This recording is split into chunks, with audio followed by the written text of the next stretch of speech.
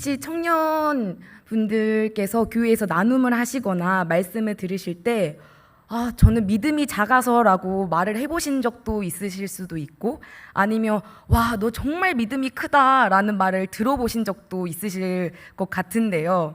이럴 때 믿음이 크다, 믿음이 작다라고 이 말하는 믿음이 과연 어떠한 믿음인지, 또한 우리가 현재 가지고 있는 믿음은 어떠한 믿음을 내가 가지고 있는지 이 시간 함께 믿음에 대해서 나누길 원합니다.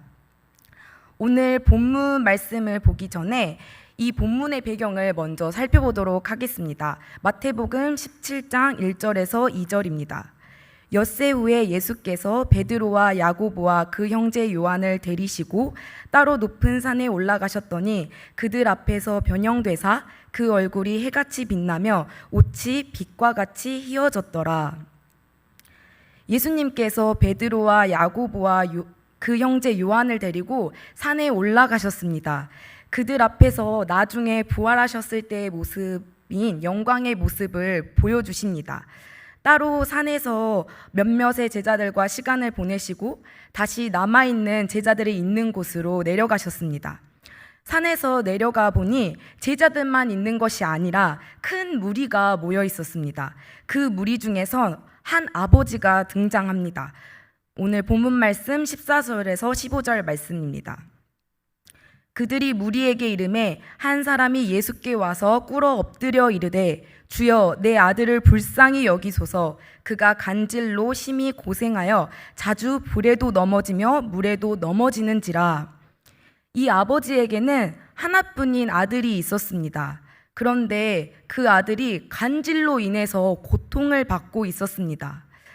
간질로 인해서 언제 어떻게 발작을 일으켜서 다칠지 모르는 것도 불안하고 큰 걱정인데, 불이 있을 때에도 물이 있을 때에도 자주 넘어지면서 불안함과 걱정은 배가 되었을 것입니다. 아버지의 입장에서 아들이 이렇게 아프고 고통스럽고 목숨까지 위협적인 상황인데 이런 상황을 지켜만 보고 있는 아버지는 없을 것입니다. 아버지는 하루빨리 아들을 고통 속에서 벗어나게 해주고 싶은 마음이 간절했을 것입니다. 그 아버지와 아들이 있는 무리 속에 예수님이 다가오자 아버지는 예수님께 가서 꿇어 엎드리셨습니다. 그리고 아들을 고쳐달라고 아들의 상태에 대해서 예수님께 말했습니다. 뒤이어 아버지가 예수님께 하는 말을 보면 아픈 아들을 고치는 일은 결코 쉽지 않았던 일이었던 것 같습니다. 오늘 본문 16절 말씀입니다. 내가 주의 제자들에게 데리고 왔으나 능히 고치지 못하더이다. 아버지는 예수님의 제자들에게 아픈 아들을 데리고 왔지만 아들을 고치지 못했습니다. 앞에서 살펴보았던 것처럼 예수님께서 산에 올라가셨을 때 아버지가 아들을 고치기 위해서 남아있던 제자들에게 데리고 왔습니다. 제자들은 그 아픈 아들을 고치기 위해서 기도도 하고 노력을 했을 것입니다. 하지만 결과는 그 아들을 고치지 못했습니다. 이 말을 들은 예수님께서 아이를 데리고 오라고 하십니다. 17절에서 18절 말씀입니다. 예수께서 대답하여 이르시되 믿음이 없고 패역한 세대여, 내가 얼마나 너희와 함께 있으며 얼마나 너희에게 참으리요. 그를 이리로 데려오라 하시니라. 이에 예수께서 꾸짖으시니 귀신이 나가고 아이가 그때부터 나으니라. 예수님께서 귀신을 꾸짖으시니 그 아이의 몸이 나았습니다. 그 이후에 제자들이 예수님께 물었습니다. 19절 말씀입니다. 이때에 제자들이 조용히 예수께 나와 이르되 우리는 어찌하여 쫓아내지 못하였나이까. 제자들의 반응을 보면 당연하게 내가 고칠 수 있을 것 같은데 왜 고치지 못했냐는 반응으로 예수님께 물어보고 있습니다. 제자들은 자신들이 병을 고치지 못하고 귀신을 쫓지 못하는 거에 있어서 의아한 반응을 보입니다. 놀랍게도 못했다는 것을 받아들이기보다 오히려 할 수 있는데 하지 못했다는 뉘앙스를 풍깁니다. 예수님, 저 왜 못했죠? 라고 말할 수 있는 이유가 제자들에게 있었습니다. 제자들은 누군가의 병을 낫게 해본 적도 있고 귀신을 쫓아내본 경험이 있었기 때문에 이렇게 말할 수 있었습니다. 마태복음 10장 8절 말씀 보시겠습니다. 병든 자를 고치며 죽은 자를 살리며 나병 환자를 깨끗하게 하며 귀신을 쫓아내되 너희가 거저 받았으니 거저 주라. 예수님께서 제자들을 짝을 지어서 전도 여행을 보냈었습니다. 그때 제자들은 병든 자를 낫게도 하고 귀신을 쫓아냈던 경험이 있었습니다. 그러니 분명 이번에도 귀신을 내쫓고 아픈 것도 낫게 할 수 있겠다는 생각을 했지만 그렇게 하지 못했습니다. 사실 누군가를 고치고 귀신을 내쫓는 능력이 당연한 능력이 아닌데도 제자들은 자신들이 하지 못하는 모습이 이해가 가지 않아서 예수님께 물었습니다. 그리고 예수님께서는 이렇게 대답해 주셨습니다. 20절 말씀입니다. 이르시되 너희 믿음이 작은 까닭이니라.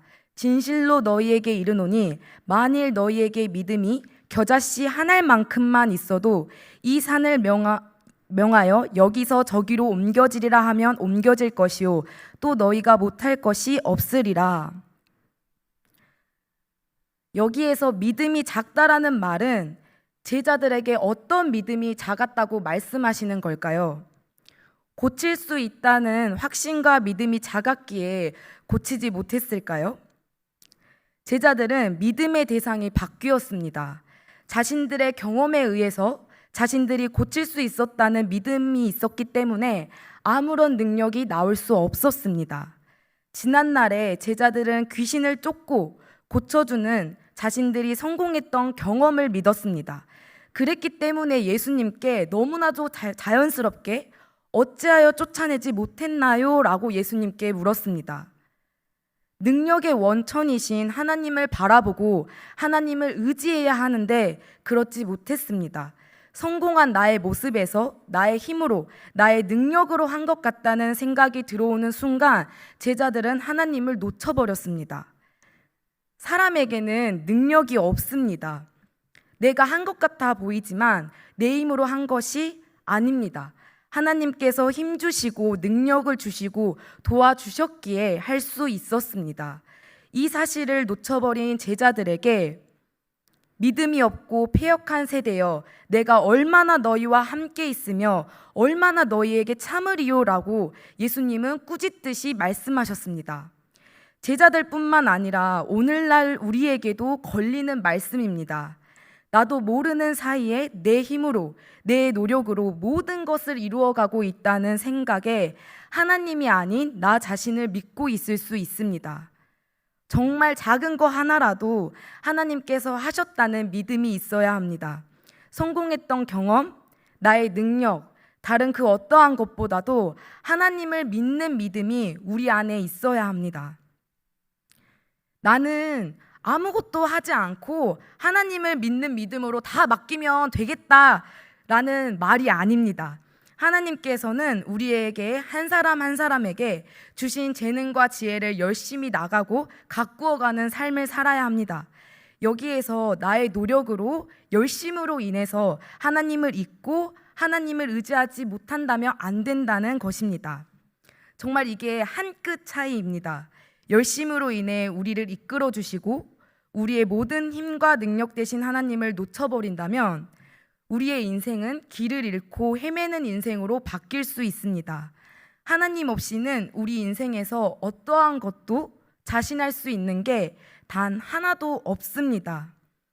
지금 이 자리 가운데 앉아있는 청년 여러분들은 하나님을 향한 진정한 믿음의 고백을 드리시고 있습니까? 제자들도 예수님 옆에서 말씀을 들었고 예수님을 열심히 쫓았습니다. 예수님이 말씀하신 것을 지키려고 노력도 아주 많이 했을 것입니다. 하지만 제자들은 예수님을 바라보고 예수님을 믿는 믿음으로 나아가지 못했습니다. 제자들의 시선이 힘과 능력을 주시는 예수님을 바라봐야 했지만 자신의 노력, 자신의 열심을 보느라 놓쳐버렸습니다. 이런 위태로움에 우리도 얼마든지 빠질 수 있습니다. 우리의 믿음이 우리의 힘 되시고 능력 되시는 하나님을 믿는 믿음인지 돌아봐야 합니다. 20절 말씀 다시 한번 보시겠습니다. 이르시되 너희 믿음이 작은 까닭이니라. 진실로 너희에게 이르노니 만일 너희에게 믿음이 겨자씨 한 알만큼만 있어도 이 산을 명하여 여기서 저기로 옮겨지리라 하면 옮겨질 것이요 또 너희가 못할 것이 없으리라. 여기에서 예수님께서 믿음이 겨자씨 한 알만큼만 있어도 이 산을 명하여 여기서 저기로 옮겨지고 못할 것이 없다고 말씀하십니다. 겨자씨 한 알만큼만 있어도, 청년 여러분, 겨자씨 한 알이 정말 작습니다. 눈으로 이렇게 자세히 보아야 보이는 씨앗 정도인데 이 겨자씨 한 알만큼만 믿음이 있어도 된다고 말씀하십니다. 그런데 앞에서 예수님께서 제자들을 꾸짖으실 때 믿음이 작다고 꾸짖으셨습니다. 그런데 뒤이어 예수님께서 겨자씨 한 알만큼만의 믿음을 가지라는 말씀을 하셨습니다. 믿음이 작아서 혼이 났는데 겨자씨 한 알만큼만 믿음을 가지라는 말이 잘 맞지 않은 것처럼 느껴지실 수도 있습니다. 여기에서 믿음의 크고 작음의 문제가 아닙니다. 겨자씨 한 알만큼의 믿음이라도 하나님을 믿는, 정말 하나님을 신뢰하는 진정한 바른 믿음이어야 한다는 것입니다. 보이는 상황과 환경에 믿음을 두어서 흔들리는 믿음이 아니라 전적으로 하나님께 맡기고 하나님의 은혜를 구하는 믿음이 필요하다는 것입니다. 내 생각대로 되지 않아도, 실패를 해도, 넘어져도, 나를 짓누르는 상황이 닥쳐와도 보이는 것에 나의 믿음을 두는 것이 아니라 하나님을 바라보는 믿음으로 나아가야 합니다. 왜냐하면 우리에게 힘을 주시고 도움을 주시는 분은 오직 하나님 한 분이시기 때문입니다. 지금 이 시간 이후에 당장 몇 시간 뒤에 일어난 일들을 우리는 전혀 알지 못합니다.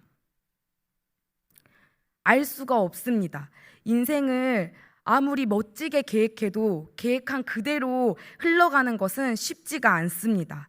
알 수 없는 변수들이 너무나도 많습니다. 부끄러운 고백일 수도 있고 또 아시는 분들은 아실 수도 있겠지만 제가 올해 2월 달에 다리가 갑자기 아팠습니다. 정말 아무 이유가 없었습니다. 잠을 자다가 아침에 일어났는데 다리가 너무 아팠습니다. 처음에는 보시는 분들이 허리 디스크인 것 같다라고 말씀을 하셔서 그거 심하면 수술 받으면 되고 뭐 큰일이겠어? 병원 가서 치료받고 약 먹고 수술하면은 다시 몸이 멀쩡하게 돌아올 텐데 무슨 걱정이 있겠어? 라는 생각에 가족들도 저도 심하게 걱정하지 않았습니다. 그냥 단순히 빨리 이 고통에서 빨리 벗어나고 싶다라는 마음만 간절했습니다. 그런데 병원에서 원인을 발견하지 못했습니다. 그래서 몇 군데의 큰 병원으로 계속 병원을 옮기는데 계속 이유를 발견할 수 없다는 결과만 받았습니다. 그리고 점점 시간이 흐르면 흐를수록 고통은 심해지고 저의 몸 상태는 정말 알 수 없는 방향으로 흘러가기 시작했습니다. 혼자 제대로 앉지도 서지도 움직이는 것도 걷는 것도 이제 불편할 정도로 몸이 안 좋아졌습니다. 그래도 이 시간 속에 하나님의 뜻이 있겠지, 그러한 믿음이 없으면 모든 것을 정말 절망적인 상황에 놓여질 것 같아서 하나님께 기도하면서 뜻이 있을 거란 믿음으로 빨리 낫게 해주세요라는 기도를 많이 드렸던 것 같습니다. 기도를 하면 많이 경험해 보셨겠지만 기도 제목대로 모든 게 바로바로 응답이 되지 않습니다. 저도 마찬가지로 상황이 바로 좋아지지 않았습니다. 한 달이 지나가는 시간 동안에도 변명을 찾지 못했습니다. 병원에서 결과를 들을 때마다 좋지 않는 말밖에 들리지 않았습니다. 점점 걷지 못하게 되는 게 아닐까라는 두려운 마음과 의심을 드는 마음이 제 마음 가운데 싹트기 시작했습니다. 제가 생각했던 것보다 아픈 시간이 너무 길어지고 앞으로의 시간들이 너무 막막하게 느껴졌습니다. 누구나 저희가 계획을 할 때 아프고 고통스러운 건 계획하지 않잖아요.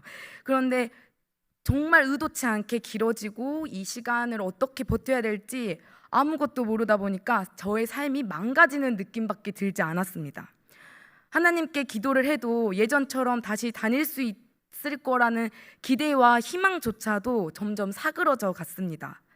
아무것도 눈에 보이는 상황과 현실은 변하지 않고 제 몸은 왜 이럴까 싶을 정도로 이유를 모르다 보니 현실을 계속 벗어나고 싶고 눈에 보이는 상황을 뛰쳐나가고 싶었습니다. 그런데 저희 교회에서 공동체 성경 읽기라고 어플과 앱을 들어보신 적이 있으실 겁니다. 그 앱을 추천하려고 드리는 말씀이 아니라 제가 그거를 구독을 해놓은 게 있었는데 그때 아침 8시마다 말씀이 옵니다. 근데 그날 말씀이 시편 60편이었습니다. 이스라엘 백성이 어려운 상황을 하나님께 고백하면서 하나님께서 자신들을 도와 대적들을 물리쳐 주실 것을 고백하는 내용이었습니다. 그냥 그 말씀을 읽고 있는 가운데 제 마음이, 제 생각과 마음을 하나님께 내려놓고 싶다, 그냥 다 털어놔 버리고 싶다라는 생각이 너무나도 간절했습니다. 그런데 기도를 하면 눈물과 자꾸 이런 소리가 자꾸 새어나와서 가족들이 너무 슬퍼할까 봐 노트 한 권을 꺼내서 적기 시작했습니다. 제 마음을. 쓰면 쓸수록 처음에는 원망과 불평의 말들이 가득했던 종이장이 점점 저도 모르게 하나님을 향한 믿음의 고백을 드리고 있다는 것을 발견했습니다. 하나님을 향한 겨자씨 한 알만큼의 믿음이 저에게 부족했다라는 것을 점점 깨닫게 되었습니다. 그래서 마지막에는 하나님을 믿는 믿음을 달라고 적고 종이를 덮었습니다. 사실 지금도 한치 앞을 알 수가 없습니다. 생각한 대로, 바라는 대로 흘러가지 않을 수 있습니다.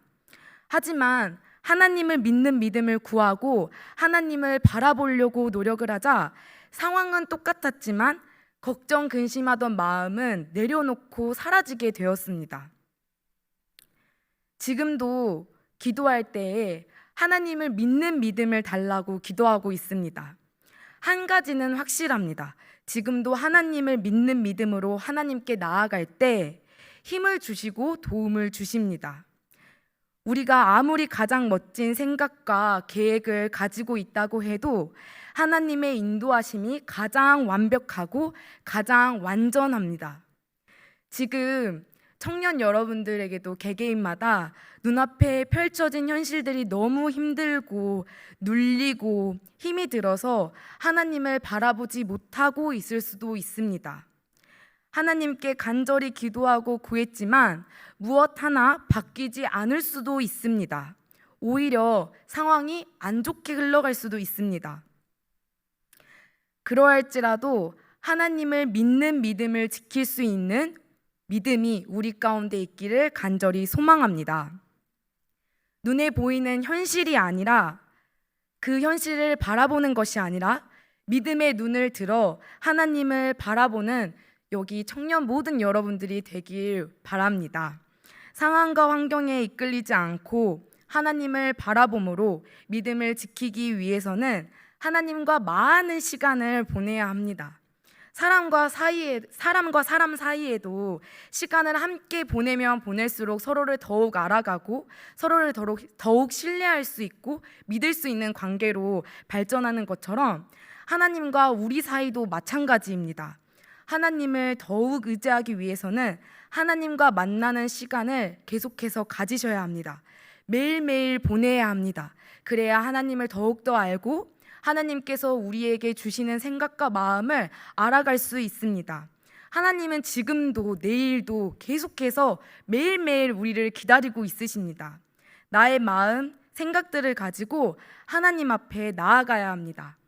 하나님을 알고 하나님을 만날 때, 하나님께 더 가까이 나아갈 때 믿음을 지킬 수 있습니다. 겨자씨 한 알만한 믿음이라도 하나님을 향한 진정한 믿음이라면 하나님께서 힘 주시고 도와주십니다. 막막하고 답답한 상황 속에서도 눈에 보이는 것이 우리의 믿음을 흔들게 할지라도 우리를 지키시고 보호하시고 우리를 가장 잘 아시는 하나님을 바라보시면서 믿음의 길을 걸어가는 저와 모든 청년 여러분들이 되길 간절히 소망합니다.